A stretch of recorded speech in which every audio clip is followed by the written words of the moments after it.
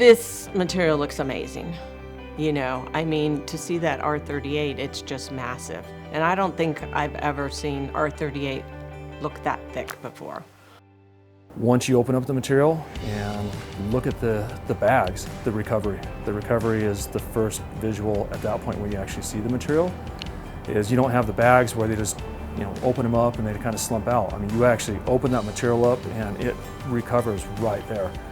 You don't have that time of, hey, going in and getting that bat, having to shake it a little bit, turn it this way, shake it and fluff it up again to get recovery. Some other materials, like when you open it, you get to use the whole bag because some of them are not, you know, when it's separated, it's not still intact the way it's supposed to be. So when you open these bundles, yes, you get all the bats, you get to use them and you don't have to waste any.